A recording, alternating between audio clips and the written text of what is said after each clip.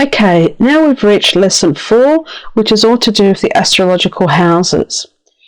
Now, what is a horoscope? The word comes from the Greek horo, which is hour, and scopus, which is watcher. But before the Greek was actually the Egyptian sun god Horus, rising each morning on the horizon. Therefore, originally, the horoscope was a zodiac sign rising at the eastern horizon at birth, known as the ascendant. However, now the horoscope is a term used for the whole birth chart. Now, I'm sure you've seen the astrological wheel in many churches and architectural buildings that you've seen while you've travelled. It's everywhere in stone circles. We just know the wheel is a foundation of these planetary cycles. This is Gan's natal chart, and this is a horoscope, which we've gone through. And what we have to, another word that I wanted to tell you is that sometimes when you're reading about a natal chart, it's actually called a radix chart. So you may see that term, and the individual's called the native, so it's called a natal chart. And remember, the ascendant is the rising point of our chart, which is dependent on the actual time that we are born, and that's why it's such a significant point in our chart and why astrologers stress on having accurate birth data, because it actually sets up all your houses. And as we go through them, you'll see that each one of these houses represents an arena in your life. So it becomes very important when you're making a judgment on someone's chart to have that as accurate as possible. And remember, our ascendant is our first breath, where we take in life and we connect with the universe. That's a very important point. Now let's have a look at the natural houses. Natural houses meaning this doesn't change. It always stays the same in terms of the essence of each house. So let's start with the first house, which is Aries. So the first house is Aries, and that's the ram. The second house is Taurus, and that's the bull. Third house is Gemini, and the twins. Now, each one of these cut-offs are called cusp. When we move into a new house, that's a cusp of a new house. So if I ever use the word cusp, you know that it's the section that divides the two houses from each other. So this is called the third house cusp. We've just moved into Gemini. So when we moved into Cancer, that is the fourth house cusp, which is the crab. And then we get to Leo. It's a fifth house, and that's the lion. And Virgo is a sixth house with the Virgin. And then the seventh house is Libra with the balance and the scales. And the eighth house is Scorpio, which is a scorpion. And the 11th house up here is Sagittarius, the archer. And number 10 is Capricorn, the goat. And 11 is Aquarius, the water bearer. And 12 is Pisces, the fish. So you get a feel for all those houses have an energy that does not change, and that is called natural houses. Now, there are 4 keys when we're looking at astrology, and we can use this analogy that I was taught and many astrologers use to help with bringing all the keys together. And the first key is that we have to look at the planets. They're the actual actors in our life. Okay, now the signs that they're in, each planet's going to have been a particular zodiac sign, are like the costumes they wear. Now, the houses, which we're going to be talking about now, is actually the settings or the scenes and the acts that they're involved in, which are quite different. But the aspects will be something we'll do in the next lesson, is related to the dialogue and the interaction between the actors or the planets. So let's think of your actor. Each actor has a role in your life, or is like a teacher. And they're going to wear a costume, so their teaching is going to be modified by the signs they're in, and also how they're going to do it with the houses and the setting, and what area of your life are you going to be taught that particular lesson. Okay, so now the astrological houses, this is a way of also dividing them up And it's going to go back to what we did with the elements. So it's refreshing your memory and also to try to get it into and stay there, because that's the most important part. It's like you're learning a new language and you're trying to put all the pieces together. So, at the beginning, you feel a little bit like you're lost, but it starts falling into place the more you practice it. So I've made these diagrams so that to help you visually, because I'm very much a visual person, and I think learning with visual tools is a lot easier than actually reading it in a book. So these astrological houses are called the houses of life, and they correspond with the fire signs. So we've got Aries in the first house, Leo in the 5th house, and Sagittarius in the 9th house. And the key words for these ones are self in 1, creative interest in 5, and spiritual urges in 9. So there's dynamic action, enthusiasm for life, motivation, conviction, and adventure. So these are our fire signs and our fire houses. Okay. The next one, we get to the houses of substance, which are to do with Taurus in the 2nd house, was accumulation of money. The 6th house is Virgo, which is work and occupation. And the 10th house is Capricorn, which is profession and reputation. And again, these are the earth signs. That's why I've stuck to the green for you. And it's all to do with stability, material wealth, business, and tenacity.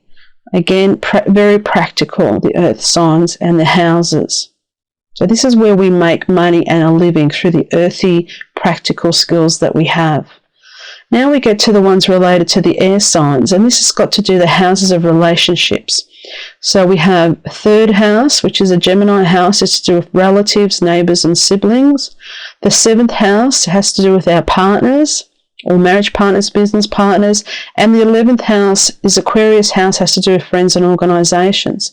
Again, they correspond with the air signs. And the key words are intellectual contacts, social interactions, communication, and network. So see the blue, the light blue is our air signs. Now we're going to get to the water signs, houses, and these are called the houses of the soul. So we have the 4th house, which is personal foundation, our home.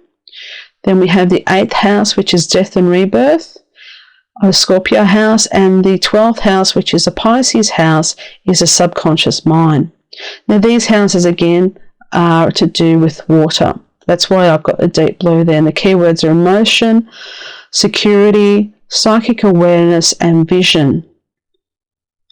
Okay, now we're going to look at them in a different way according to the cardinal, fixed, and mutable, which is to do with the qualities.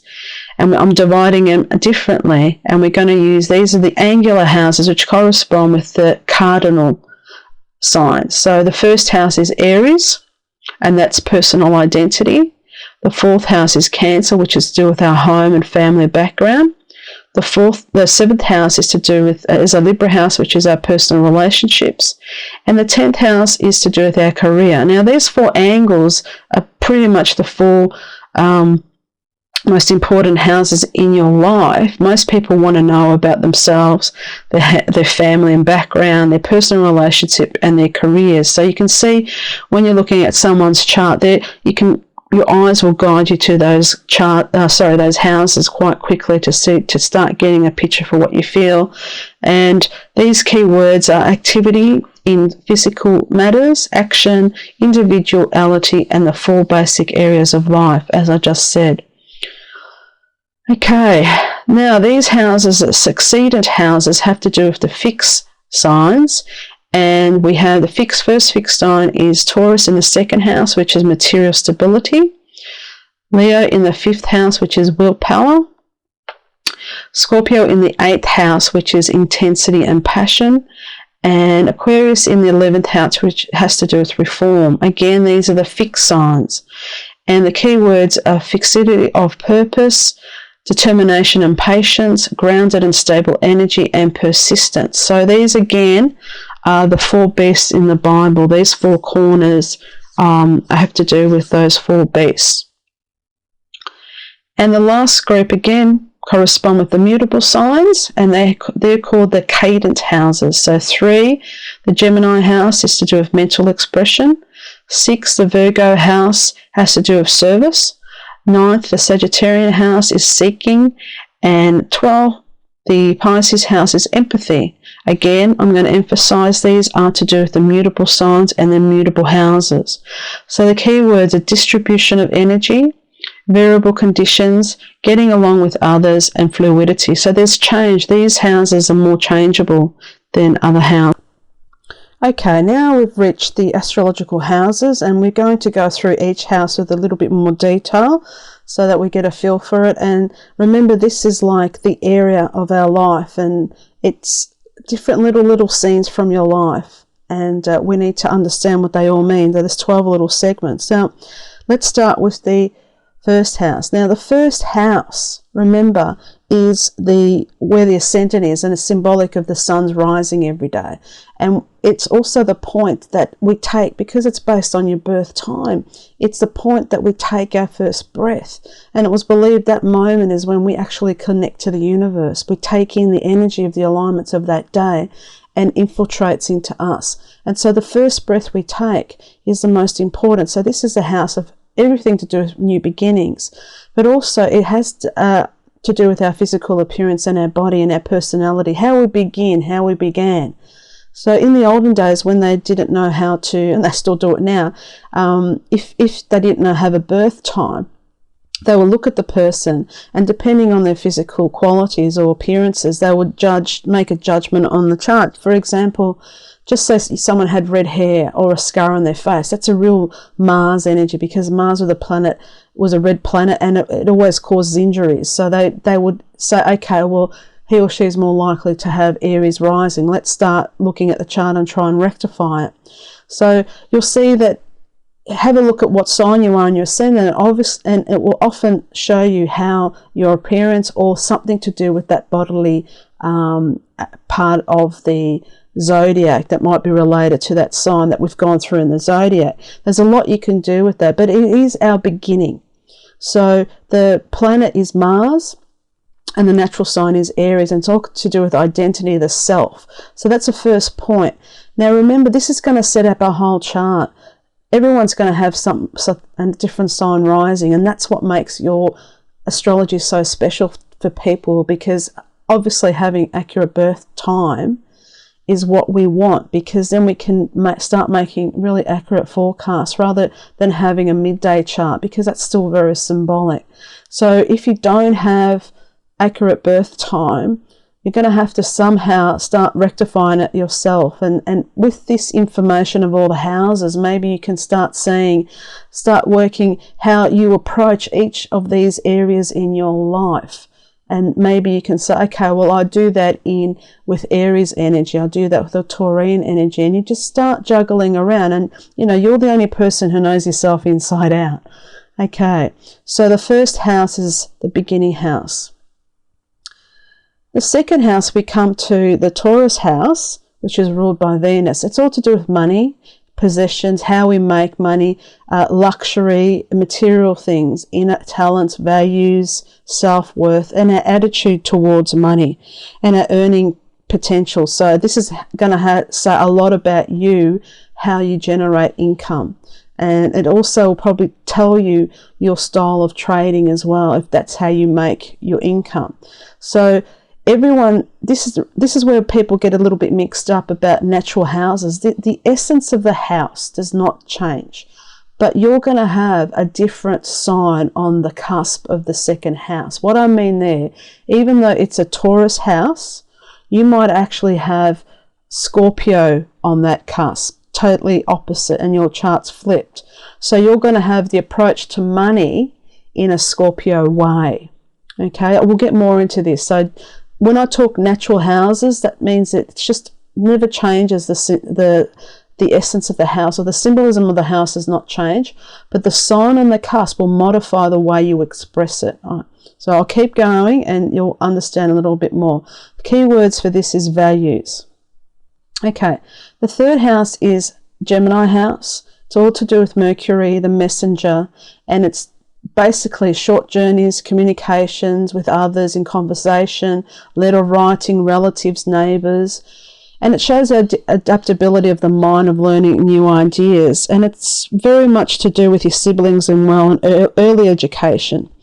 And the planet is Mercury, Gemini, and it's all to do with awareness. Now, Mercury was the planet, the messenger of the gods, because he never moves that far away from the sun, and he's always going up and down, or across.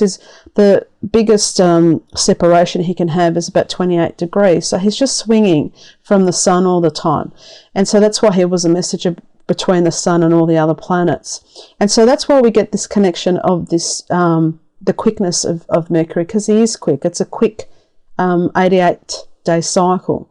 And so the thing about Mercury, he can tell fibs too, so there can be a little bit of deception. And if you know a Gemini, they can often, the signs are twins, and they can often change in like a couple of minutes the way they're reacting to things. I'm sure you can relate. So see how you can bring in the essence of the sign and the planet. Don't disconnect them. They're always in harmony. And if you get lost, if you're thinking, oh, what's the third house? Is it ruled by what planet? Just bring in the energy together, and you just start getting a good feel for it. Okay, the fourth house, we come to the home. The home. Now, the fourth house, remember, is the cusp of the IC, which is the midnight point. And it all has to do, that point, it's underground, and it's to do with our roots.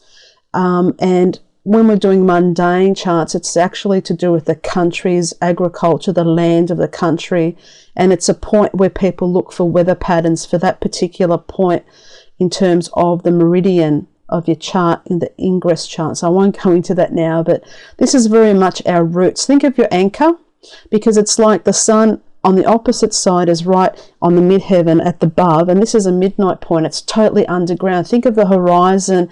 So the ancients used to think as soon as the sun went below the horizon that it went to the underground, and it was in darkness, and it was, lost from their vision, or sometimes it's called the wilderness, and they'd wait until the morning for it, or at dawn for it to rise again. So it's very much that anchor underneath us, under the ground. It's not in our vision.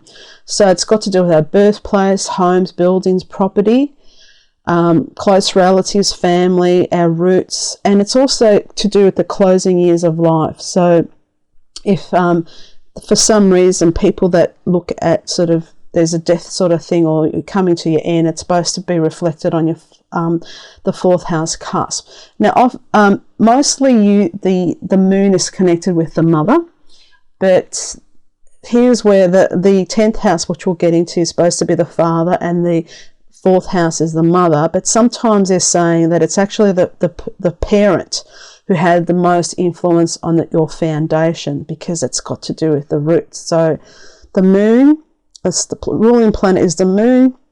Natural sign is Cancer, and it's all to do with security. Okay, the fifth house is the fun house, I call it. And sport, pleasures, creativity, children, speculations, and love affairs. So basically this is the sun's house, and the sun rules Leo. So the Leo is very much into having the limelight and having a good time and being on stage. So it's very much where you want to have fun. It's an easygoing house. It's creativity, and creativity, even how we create, and our children, we create our children as well. So anything that you love to do, love to give, and romance, speculations. So this is a house that if you're getting a nice transit through that house, you're feeling quite good. Sixth house, again, is a Mercury house, but it's ruled by Virgo.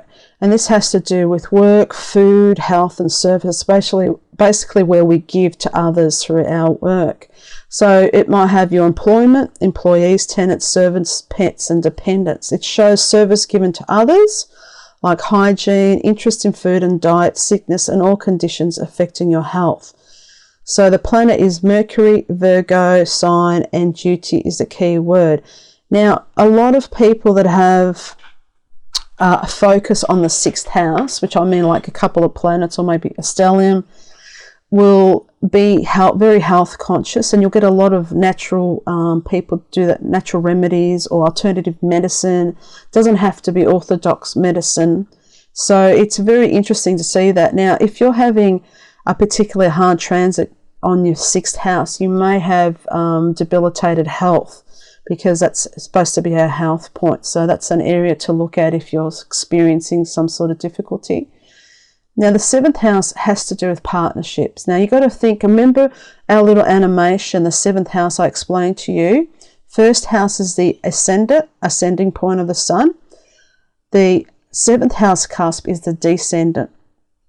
Now, the descendant, where the sun descends. Now, this is totally opposite. So the ascendant is you, the self, your birth when you're born. And then on the other side is the 7th house. It's exactly 180 degrees, is the opposite sign. And it's supposed to be the opposition. And that's why we get the opposite partner's business. And it's where we attract our opposite. But it can also be open enemies, and we can have legal conflict. So it's just the person opposite you, okay? So we attract the opposition. So when it comes to friends or opponents, you're looking on that cusp, or friends, I mean more into personal relationships. So often the sign on your descendant can indicate the sign of your partner, but it's not always that clear cut.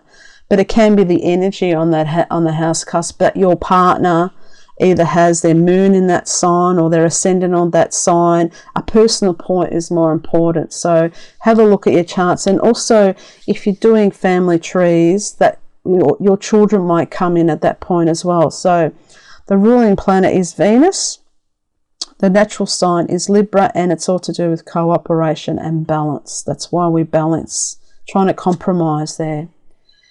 Now, the 8th house is our Scorpio house, and ruled by Pluto, and it's all very deep and scary, this house. It's all to do with death, rebirth, and sex. Now, it has to do with shared resources with others, matters to do with legacies and inheritances.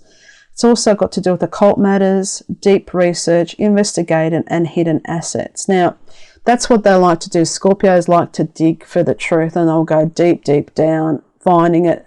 It's a lot to do with discovery of the occult, things that are hidden. So it's very much a forensic type of energy.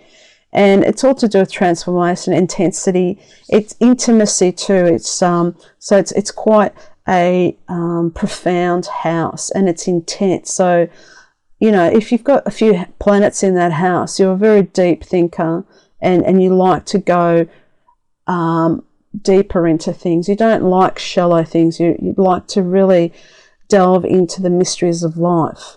So the ruling planet is Pluto. The old ruler was Mars. Natural sign is Scorpio, and the key word is regeneration. Now, the 9th house, we come to Sagittarius and Jupiter.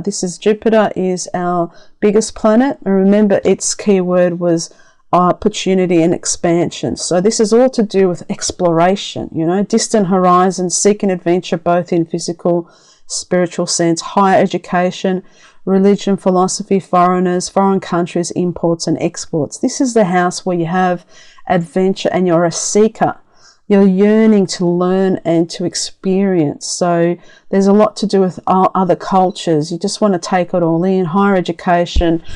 It's, you know, and it's also the house of publishing books and travel. So it's just going outside of where you are, you know. Remember, the 3rd house, which is opposite, has to do with short trips. But this is like the 9th house is long trips. So this is overseas travel, over water. It's not just your little community or your neighborhood type thing. So this is distant travel. The planet is Jupiter. Natural sign is Sagittarius, and it's all to do with aspirations. Okay, the 10th house. This is, remember, the midheaven. It's a Capricorn, and it's ruled by Saturn. So this is symbolically the point that we can reach our highest in the chart, like the sun reaches every day. So it has to do with our career, social status, public position, responsibility in the community, ambitions and fame. And it's ruled by Saturn, and the natural sign is Capricorn, and it all has to do with honor. So Capricorn is a very serious, traditional sign seeking authority. And so in that house, you're going to want to feel important and that you have a sense of authority. Now, the method you do that is going to be represented by the sign on the cusp of your 10th house. You may not have Capricorn there. You may have Aries there. So you're going to do that in an Aries way. You're going to portray yourself in the public with Aries energy, like a leader. So you've got to bring in that, it modifies it. Okay, so I'll keep going so we will start understanding this a little bit more. Now we go to the 11th house, which is the Aquarius house, and it's ruled by Uranus. This is all to do with groups and relationships, anything to do with creative activities in society, organisations, humanitarian ventures, and anything to do with reforms and new ideas. You don't like to conform in this house. It's just totally radical. So it's got to do with your hopes and wishes as well, and love received. Now, the ruling planet is Uranus. The old planet was Saturn, Aquarius, and it's all to do with social consciousness. And the 12th house, the last house, is the Pisces house ruled by Neptune. Now, this is all to do with the hidden or secretive activities, self-denying activities, dreams and visions, prisons and hospitals, some kind of limitation. Called the closet, for we tend to store all that we deny in there. So it's ruled by Neptune. The old planetary ruler was Jupiter, Pisces, and the keyword is subconscious. Now, you know, everything that we tend to deny, we don't want to know, we just need to put it somewhere, and the 12th house is it. But you know what happens? One day this planet comes along and comes into your 12th house and says, hey, I'm going to expose it all, and it comes up into the surface and you can't deny it anymore. So a transit through your 12th house is like coming out of the closet, however you want to take that. So it's quite a secretive house, and it's also called the house of secret enemies, so because they're hidden. And you know, it gets a bad rap, but at the same time it can be a very spiritual and deep house where you do a lot of you know, psychic awareness type things and meditation, and very spiritual. So I like to bring both aspects into it, and we don't want to be too negative. So, but it can be quite a frustrating house as well. So I hope you've enjoyed that, and then I will go on to the next topic. Now we have to, I'm just going to go back to the rulerships because I've only just gone over them very quickly. Each astrological house has a ruling planet, or the lord of the house it's called, okay, in the old style. And let's go through them again. Now the first house, remember, is our Aries house, and it's ruled by Mars. Okay, so that's the ruling planet of that. That natural house is always ruled by Aries and always ruled by Mars. The second house, our Taurus house, is ruled by Venus. The third house is ruled by Mercury. The Gemini house is ruled by Mercury. The fourth house, Cancer house, is ruled by the Moon. The fifth house of Leo is ruled by the Sun. The sixth house of Virgo is ruled by Mercury. The seventh house of Libra is ruled by Venus. The eighth house of Scorpio is ruled by Pluto. The ninth house of Sagittarius is ruled by Jupiter. The 10th house of Capricorn is ruled by Saturn. The 11th house of Aquarius is ruled by Uranus. And the 12th house of Pisces is ruled by Neptune. Okay, so these are the rulerships. And they don't change in terms of the natural essence and quality of the houses.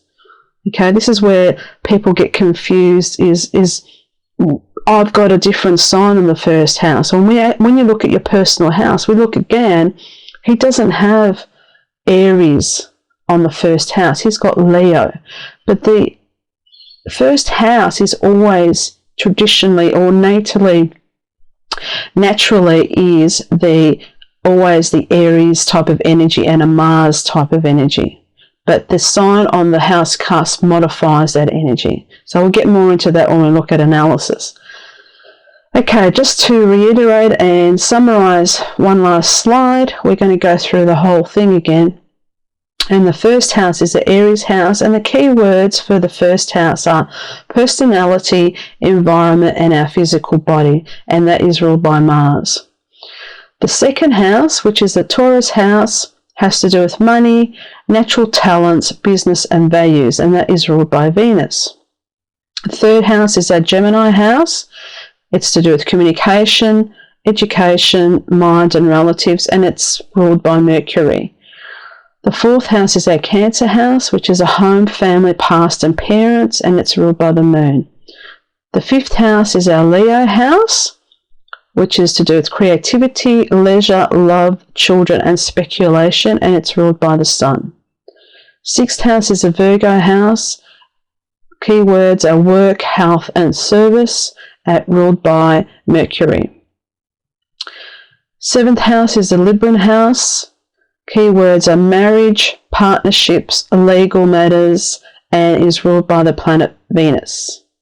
8th house is a Scorpio house. Keywords joint resources, intimacy and sex, transformation and death, ruled by Pluto, and the old rulership was Mars.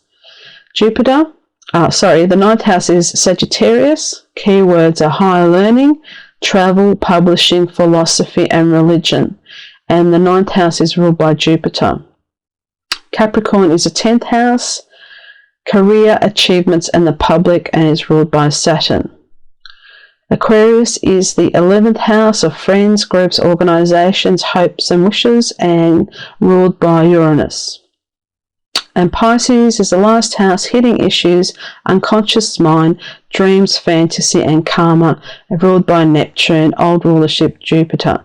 So that is a summary of all the houses, the rulerships and the signs that, again, is your new language when you're looking at astrology. It's like an alphabet and a foundation of understanding a lot of things and bringing them all together. So you can go over this and just keep memorizing it until it sort of sinks in. Again, I'm just going to do a quick one. 1st house, personality, environment and physical body.